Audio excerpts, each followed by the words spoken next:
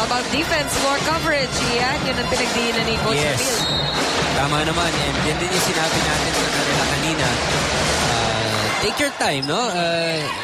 Dapat receive ng maayos para ma-set ng setter.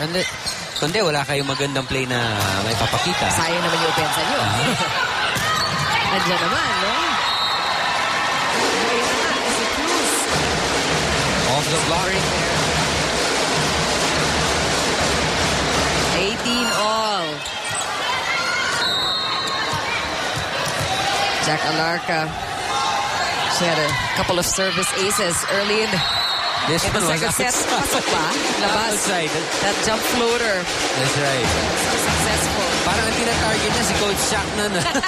Ganun nakadikit sa bench ng UST, and that was outside.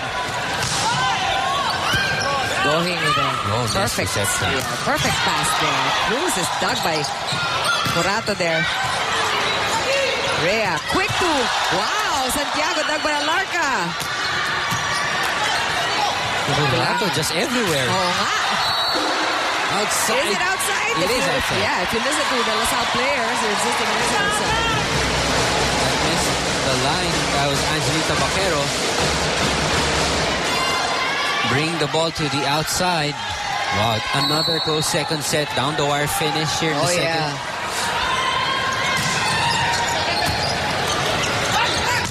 Wow, solid block there by Maraño. Another one to watch out for. Si Maraño, another first-year player for LaSalle.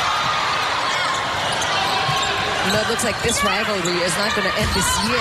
Between UST and LaSalle, except Maraño, they're hitting the ball right into the net.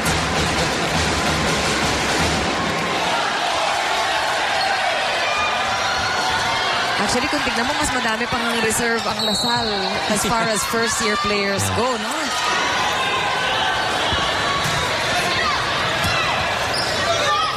Martinez looking for Mercado. Outside. Oh, Mercado looking for a pick. There's no harm in trying. You can't say she didn't try. Another timeout called by Coach Ramil. Sabi na lang, paling alam mo, nagkakabot tayo ng ball, papalo lang yan. Paano yung sinabi magpapatapon mo na yan? Pwedeng gano'n. Kasi hindi mo pwedeng 8-week sinabi na hindi pwedeng 8-week. Labas, nadalo kayong spiker eh. Pinagpilito mo sa gitna mo, pinadala. Ano basin mo? Ay, naku, kailangan pa ba sa akin magaling yan? Ano lang yan? Kaya gano'n, receive muna tayo ng tama. Tsaka, pag nasa harap, tingnan mabuti yung ginatao mo. Naka-naiset na yung bola, pero hindi pa rin nakakaikot. Hindi naman tawa. Iba ang theme sa ating dito sa huddle na ito. This time it was everybody in the front row. Hindi niya gusto yung mga That's right. peeling plays ni Martinez. Sinasabi niya kay Martinez, you only have 2 spikers, so you can't give those straight up sets. Kailangan medyo ililis mo ng konti dun sa block. Kasi nakaabang na yung block ng UST eh.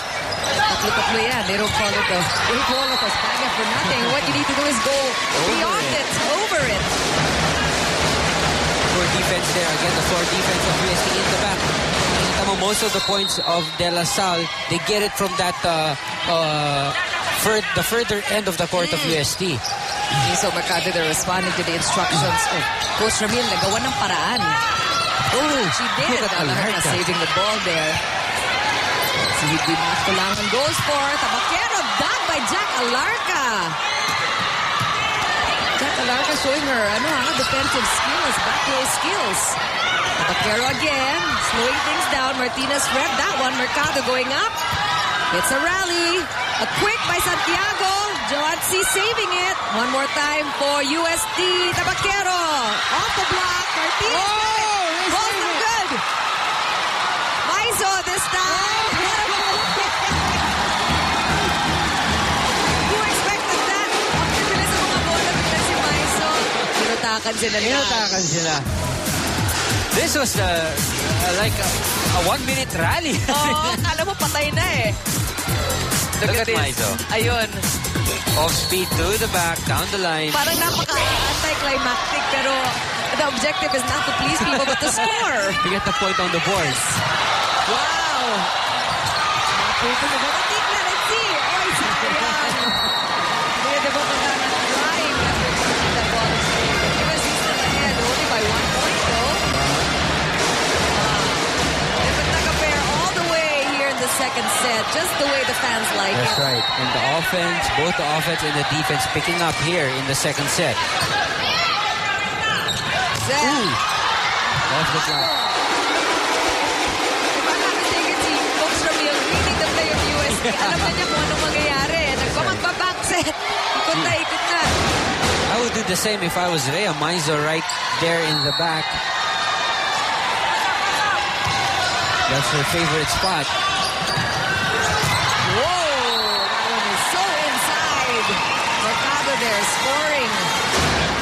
And talagang dinidikitan ng USD. Although USD has been enjoying the lead, pero maliliit, small leads. Again, Let's see. I'd like to mention the two times that these two teams met, talagang 5 sets inabot ito. Oh. First and second time. The So, only way they know how to play each other, I think.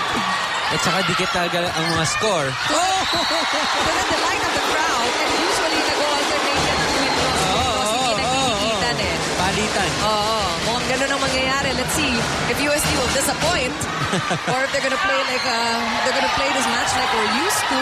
USD gave up that first set. Let's see if they take it this time. Set point with Aiza Maiso at the serve. A very successful server also. Ay, ko! Hindi na lang ako magsasalita. Did I jinx her? Wow. Sir, what a time for that service error from the veteran Aiza Maizo, the team captain at that. Now John C, the third best server. She got that one in. Floater. Nako. Behind the attack line. An easy ball for Lasal. Alarca with a running back. Stopped by Banatikla. Cruz this time. Also stopped there. Banatikla will go out for the hit.